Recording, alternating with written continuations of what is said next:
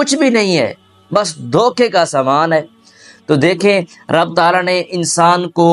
جان سے نوازا، انسان کو خوبصورت صحت عطا فرمائی، انسان کو جو ہے وہ ہاتھ پاؤں آنکھ ناک ٹانگیں ہر چیز باصیت عطا فرمائی، انسان کے اندر صلاحیت رکھی، انسان کو جو ہے وہ بہترین ذہن عطا فرمایا، بہترین دل عطا فرمایا، ہر آسائش سے، جسمانی آسائش سے اللہ رب العزت نے انسان کو نوازا۔ اور اس کے بعد جب انسان کو ان ساری جسمانی آسائش سے نواز دیا تو پھر رب تعالیٰ نے انسان کو مال و متاع عطا فرمایا، انسان کو بہترین گھر عطا فرمایا، انسان کو بہترین کوٹھی بنگلے، انسان کے دل کی ہر خواہش کو پورا فرمایا۔ تو یہ رب تعالیٰ کے سارے احسانات ہیں کہ جب اللہ ہمیں دینے پہ آ جاتا ہے، اللہ ہم پر اپنی عطا جو ہے وہ وافر فرما دیتا ہے، ہمیں جب کچھ زیادہ ملنے لگتا ہے تو ہم سے برداشت نہیں ہوتا،